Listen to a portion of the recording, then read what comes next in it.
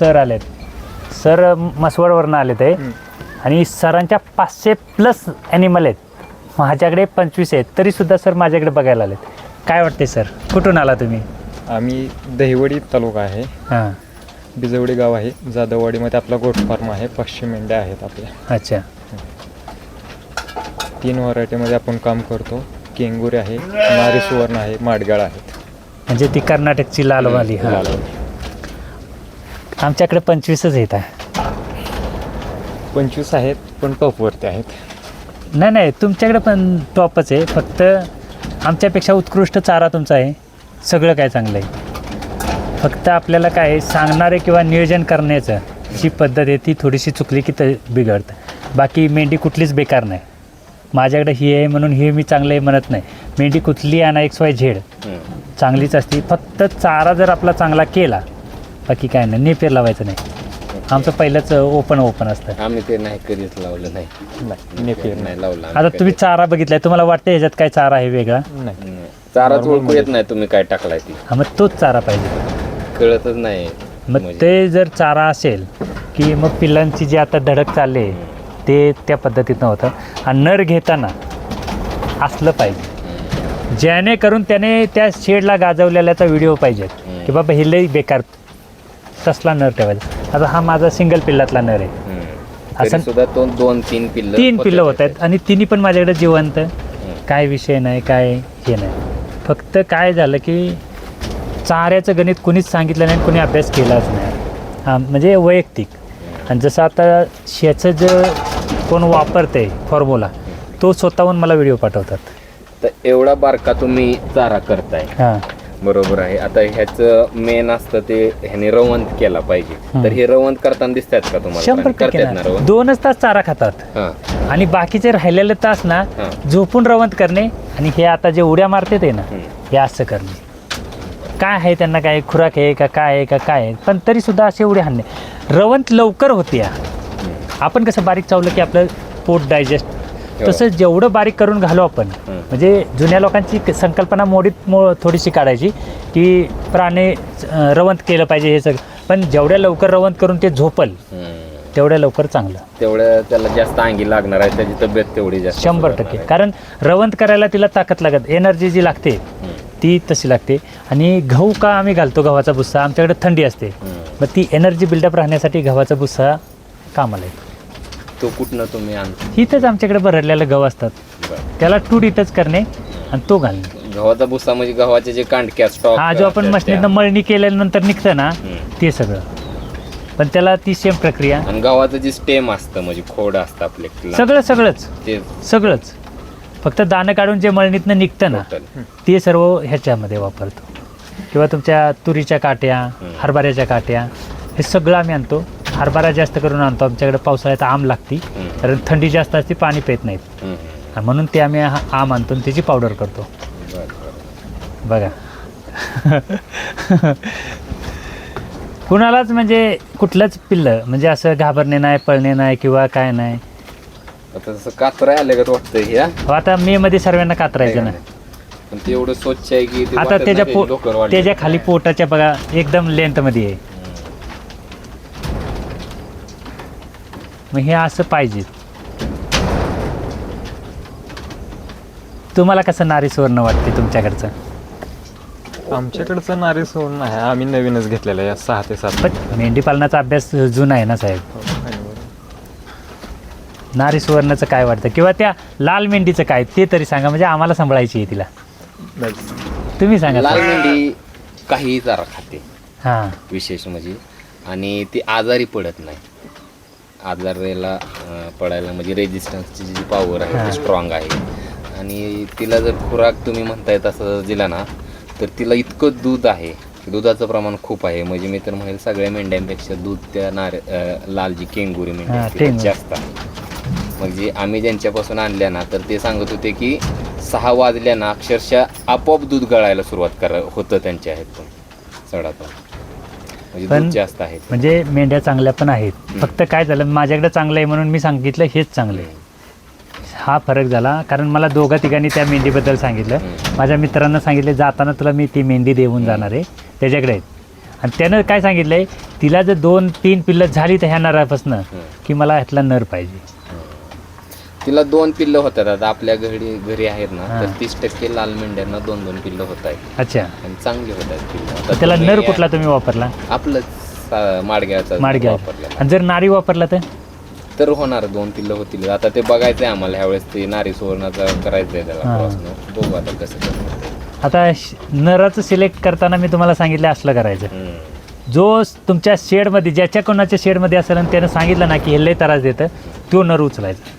आता तुम्ही आमच्याकडे याच, तुम्हाला यावंच लागणार नाही, आहे. येतो ना मी. आम्हाला तुमचं मार्गदर्शन नाही, लागू द्या. नक्की 100% आमच्या काय चुका आहेत, काय आम्हाला आता आहे. बदल केले पाहिजे ते सांगा फक्त तुम्ही. पिल्लांचं नियोजन चांगलं आमचे झालं. नर आहेत आता, तर ते बी तुम्ही बघा, म्हणजे आहेत का बाबा तेवढे, ते कॅपेबल आहेत का तुमच्या नाही डोक्याची नरांचं नराची काय concept नसतं, आहे. शे तसे ते आहेत का? गुरगुरलं पाहिजे. हम्म, म्हणजे आपण कडला गेलो ना की ते गुरगुरतो आमचा नर, हम्म. तसा गुरगुरलं पाहिजे. नर तसं आमचं आहे तसं मार्क जायचं. बस मग तसंच पाहिजे. पण कंटिन्यू मेंढ्यातनी नाही ठेवायचं. तुम्ही कंटिन्यू सोडत असाल, नाही कधीच नाही. एक दिवस पूर्ण बंद करा आणि संध्याकाळचं सोडून बघा ना, तुम्ही जे बघितलं असाल ना त्याच्यापेक्षा कितीतरी पटीनं तो सरजे आपला आहे तो काय ती एवढ्या फुटवरनं उडी मारते ती. हा. बांधून जर ठेवलं ना Cross ते, करतो तो लगेच. तर एवढ्या फुटावरनं पळून येऊन उडी मग मारते ते फायद्याचं आहे. भले त्रास आहे पण ते फायद्याचं आहे. मॅनेज व्हायला प्रॉब्लेम देतो. नाही ते चालू द्या, पण त्याचा जो रिझल्ट येतो ना तो चांगला येतो. मारू द्या ना, हे पण मारतं की. हा. त्याला पहिल्यांदा बांधायला लागतो. हा.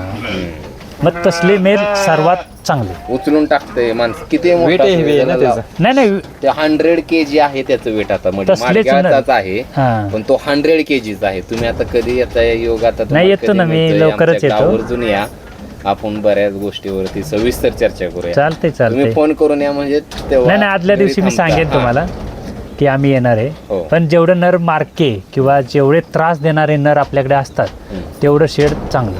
ओके. एवढं माझा अभ्यास झालेला आहे. कारण शांत नर कधीच कामाचा नाही.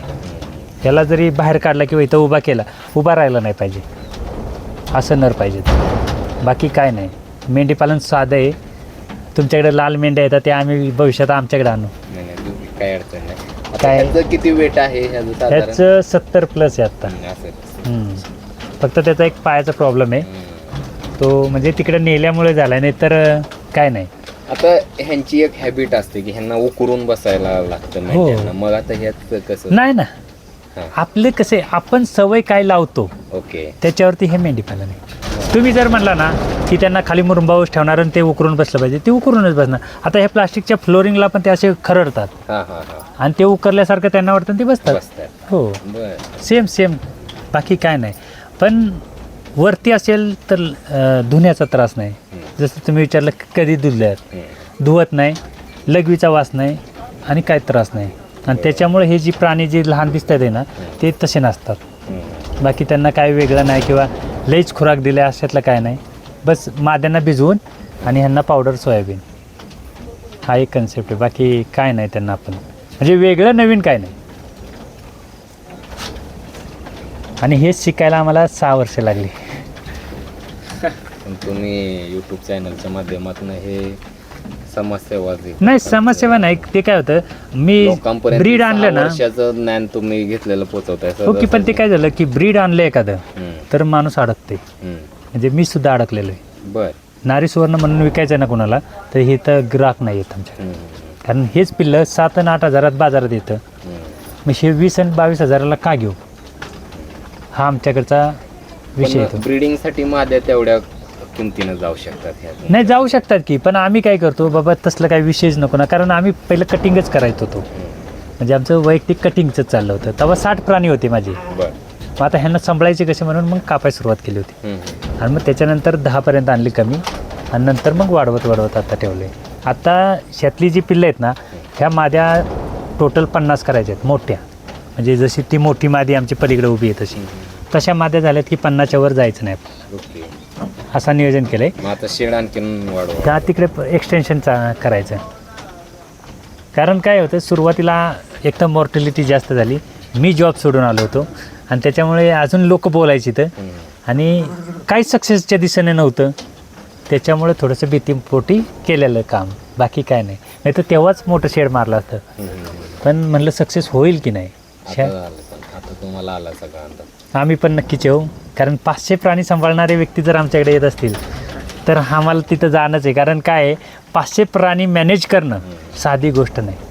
कारण 500 प्राण्यांचं नाही म्हणलं तरी 2 टन चारा रोज लागणार. एवढ्या चाऱ्याचं मॅनेजमेंट आम्हाला जर शिकायला भेटत असेल तर आम्ही का नाही येऊ. या की स्वागत आहे तुमचं. नाही नक्कीच. मी स्वतः सांगतोय ना, मी माझ्याबरोबर 10-15 लोक येणार, या 100% सांगतोय ना. कारण जेवायला 500 जेवण नाही, आम्ही कोण जेवणार नाही, पण 500 प्राणी येत म्हटल्यानंतर ना बिनजेवता जाऊनच. नाही आमचा रोल आहे. नाही म्हणजे ॲक्च्युली कसं होतं, आम्ही सर्व छोट्यात नाही, पण एखाद्याला म्हणलं ना एवढे प्राणी आहेत, मग चला आपण जाऊया, या असं असतं. म्हणून आम्ही, आणि तुमच्याकडे ती लाल मेंढी आहे ना, खास करून तिला बघायला आम्ही येणार. कारण आम्हाला त्याचं खूप साऱ्या लोकांनी सांगितलेलं आहे. ह्या वातावरणात तर ती जास्त तग धरणार आहे लाल मेंढी तुम्हाला. हां, म्हणून आम्ही असतानाच कोल्हापूर वगैरे असा जो कोकण भाग हां. आहे, आम्ही पण त्या अमीनगडला गेलतो ना, तर तो असाच एरिया होता डोंगराळ हां. आणि वातावरण थंड. तर तिथली ती आहे, म्हणजे एकदम काटक जात आहे ती.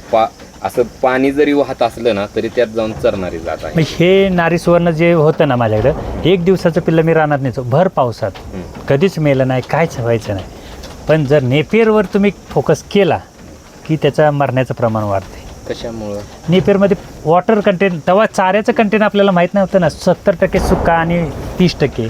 आपण काय केलं, 70% नेपियर जास्त आहे ना माझ्याकडे, आणि सुक्याचं प्रमाण कमी झालं. त्याच्यामुळं वॉटर लेवल त्यांच्या शरीरात लय झाली, त्याच्यामुळं प्राण्यांना त्रास झाला.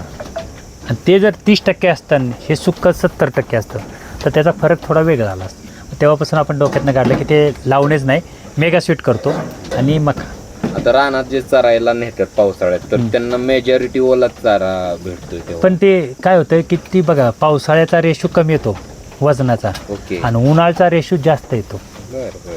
कधी तुम्ही कुठल्याही मेंढपाळाकडे जा आणि त्याला आणायचं, उन्हाळ्यात पिल्लं कशी होतात आणि पावसाळ्याची पिल्लं कशी होतात. खरं आहे. आणि त्यावेळेस रोगराईचं प्रमाण बी वाढतंय पावसाळ्यात जास्त. मग ते आपल्याला दिसतं, ती सांगतात. कारण माझ्याबरोबर जी 2 मेंढपाळ येतात आमच्या इथे, ते मी रोज, मला काम नसेल की मी त्यांच्याकडे मेंढरा राखाय, बाबा तुझं काय होतंय दिवसभर, काय बघणे नाही, विचारणे नाही, काय नाही, तू काय करतोस दिवसभर, मी तुझ्यावर दिवसभर राहतो, अशा पद्धतीने. आणि तेव्हा मला समजलं की पावसाळ्यात जे पिल्लांचं वजन होतं ते कमी येतं आणि उन्हाळ्याच्या पिल्लांचं वजन वाढतं.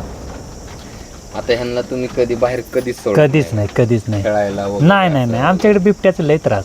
बरं. आमच्याकडे आता 6 नंतर कुत्रं बुकणार नाही, कुत्रं दिसणार नाही रस्त्याला, अजिबात काय, असा विषय. कारण चालतंय.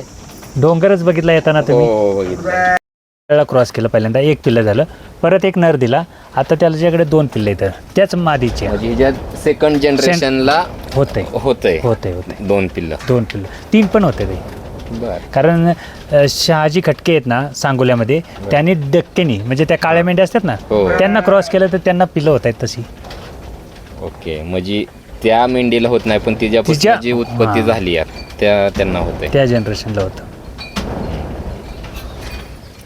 की जास्त पिल्लातला नर पाहिजे किंवा काय नाही. तुमचा लहानपणीचा त्यांचा रेशो काय होतोय नरांचा किंवा पिल्लांचा, त्याच्यावरती त्याचं प्रोडक्शन होतं. हाय तो मारतोय ना उड्या, मग तसंच झालं पाहिजे. म्हणजे लहान पिल्लं घेताना, नर घेताना काय सिलेक्टेड करायचं की त्यानं तसं केलं पाहिजे.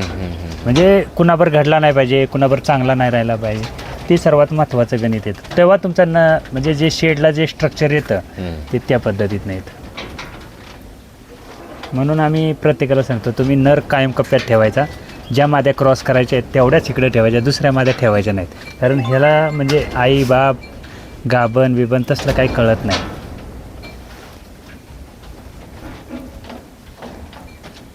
आणि बाहेरचं खुराक जास्त नाही घ्यायचं, आपलं घरचं जे होईल ना ते ओरिजिनल. ओके. आम्ही बाहेरचं जास्त घेतच नाही. बर. ह्याच्यामध्ये हरभरा, सोयाबीनची पावडर, गव्हाचा आणि मक्याचा हे भरडाच असतो ह्याच्यात. आणि हे चाऱ्यामध्ये TMRच करून देतो, वेगळं नाही काय ते मिक्स करून सगळं. हां, सगळं. आता सोयाबीन तुम्ही भरडता का? हो, भरडतोच. पावडरच सेम रवा आपण करतो ना हो. तसंच सगळं. पण काय बघा, पशुतज्ञ ते बघा किंवा आता. आहार तज्ञांचं असं म्हणणं आहे हां. की सोयाबीन मध्ये काही घटक असतात की ते सोयाबीन भाजलं तरच ते पचायला. ट्राय कुणी केली? बर त्यांनी सांगितलं आपल्याला, बरोबर ना, हम्म. ते कुठल्या तरी पुस्तकात लिहिलं असं, पण कुणी केलं आणि त्याच्याकडे असं झालं आहे का कोण? बर बर म्हणजे न भासता सुद्धा त्याचं आम्ही न भरडा- भासताच देतो की. भरडा केला तरी काय अडचण बाबा ठीक आहे, एकाकडे झालं असं, हम्म. मग तर आपल्याला समजेल ना. ओके आता आपण काय म्हणतो, लहान पिल्लांनी चारा नाही खाल्ला पाहिजे, पहिल्यापासून आहे ना तुमच्याकडे. आम्ही 3ऱ्या-4थ्या दिवशी चारा घालतो त्यांना. पाणी किती दिवसानंतर पिलं पाहिजे? लगेच पेतं ते, चारा खाल्ला की ते पाणी पेतच. 3-4 दिवसानंतर. हो, म्हणजे 15 दिवसानंतर तर ते पाणी पेतेच. बर मग आता आम्ही काय सांगायचं लोकांना की पाणी नाही पिलं पाहिजे का? आपल्याला डॉक्टरांचं काय सांगणं असतं, 2 महिने तरी पिल्लांनी पाणी नाही पिलं पाहिजे. हां आता पिते, मग आम्ही काय करायचं? कारण त्याला चाराच मिळतोय ना तसा. आणि असं उंचीवरती किंवा असं काय कन्सेप्ट कुठल्या डॉक्टरांना माहीत नव्हती ना. ओके त्याचा विषय होता ना, आणि त्याचा अभ्यास त्यांनी कुठं केला होता एवढा, की बाबा हे वर ठेवलं. पाणी पिलीच कपून दिलं पाहिजे का? हो, त्याला काय सुका चारा आहे खायला, पाणी तिकडे असतं ओपन बकेटीत, पिते ना ते. पाहिजे तितकं तिला हां, दिलं पाहिजे. फक्त काय होतं, आपल्याला बारीक चारा असा करता येत नाही मशनीत. बरं बर त्याच्याशिवाय त्या टुडीशिवाय म्हणजे पर्याय नाही तुम्हाला पण. आणि जन्मल्यानंतर किती दिवसात त्याला कातरला पाहिजे? 1.5 महिन्यात. तो 1.5 महिन्यात कातरलाय बघा की तुमच्या समोर काय करतोय तो. ते जे बहीण भाऊ आहेत ना, 1.5 महिन्यातच कातरतो मी. आणि वर्षातून किती वेळा कातरता? 3 वेळा. बर लहान पिल्लं फक्त पावसाळ्यात आम्ही काय करतो, जून ते दिवाळीच्या पिरियडमध्ये काय करत नाही त्यांना. आणि त्याच्यानंतर जी गावतील ती 1.5 महिन्यात केलंच पाहिजे. आणि धुता किती दिवसात? कधीच नाही, कधीच धुत कधीच नाही दूध. ज्या दिवशी कापायचे त्या दिवशी धुणे. म्हणजे कातरायचे त्या हां, ज्या दिवशी आपल्याला ह्यांची केस कापायचे आहेत ना, हम्म. त्या दिवशी धुवायचे, बर बाकी काय नाही. त्याला दुसऱ्या किती दिवस झालं ज्या दिवशी कापले त्या दिवशी धुतलेले आहेत.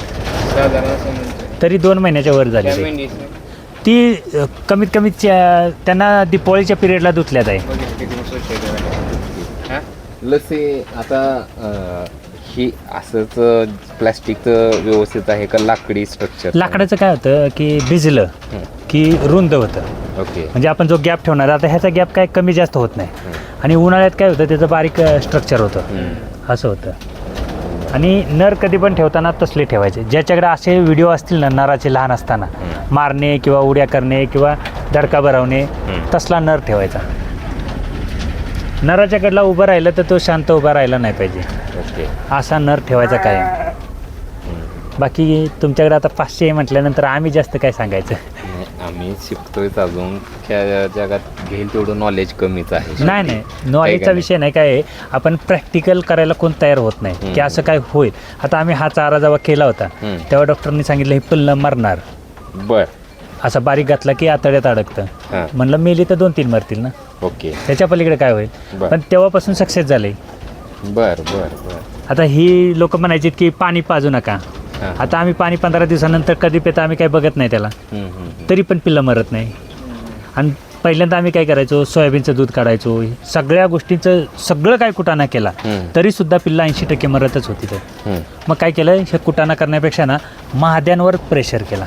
माद्यांना स्ट्रॉंग बनवलं. स्ट्रॉंग बनवणे आणि गाभण काळात जे काय तुमचं करायचं आहे ना, ते गाभण काळातच करणे, त्यांना दुसरं काही करत बसणे नाही. आता ही जी केस कापले ना, 6 महिन्याची मादी आहे. बर ह्याची आहे कोणते त्याची आहे ती काय, ती समोरच उभी आहे ती. ठीक आहे. हो, ती गाभण आहे आणि ही आता 6 महिन्याची आहे. इथली एकच चालतं दोन होती हां, तिला 2 एक पार्टनरमध्ये आहे तिचा नर, आणि ती इकडे आहे आपल्याकडे.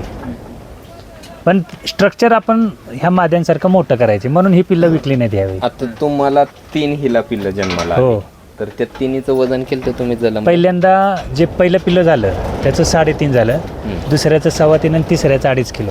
म्हणजे तुम्ही तिला गाभण काळात जो आहार दिला त्याच्यामुळे तिची ती पिल्लं हो, मोठी होतात. कारण गाभण काळामध्ये आम्ही काय केलं होतं, एक मादीला सेपरेट ठेवून त्याच्यावरती नियोजन केलं होतं बर की बाबा आता ही गाभण आहे ना, हिची पिल्लं मरतायत ना, मग ही पुन्हा दुसऱ्यांदा गाभण राहिली ना दुसरी, तिला एकटीलाच प्रयोग करायचो. बाबा काय करायचं काय नाही, बाहुबली. मग तसं केलं आणि त्याच्यानुसार नियोजन करत करत करत इथपर्यंत गेलो. आणि नंतर आम्हाला कळलं की ह्यांना काय जास्त तामजाम नाही, लोक सांगतात जास्त तामजाम, फक्त नॉर्मल पद्धतीनं केलं की संपला विषय, असा विषय आहे त्यांचा. आता ह्या विजापुरी आणल्यात आहे 2. साधारण ह्याचं वय किती आहे मेंढी? आता 3ऱ्या वेताची आहे, नवाट मेंढी आहे वय ती. म्हणजे 2-2.5 वर्षाच्या वरची आहे आता. कुठल्या विजापुऱ्यात ही पलीकडची सफेदवारी आहे ना पूर्ण, ती विजापुरी आणली, मित्रांना दिली मला हां की आमच्याला क्रॉस कर, होणाऱ्या पिल्लांना क्रॉस कर, झालं की नर दे एक. हां म्हणून ती एक आणली आणि इकडे एक विजापुरी एक. ते दिसतंय काय माडग्यामधलं हा काय तेच हां. डॉटवालं. आपल्यात आहेत त्याच हां आहेत. मग तसं मग त्याने असं प्रेझेंट दिलं बाबा तू म्हणतोयस ना तसं झालं तर आम्ही आमचं करतो पण हे तू ठेव.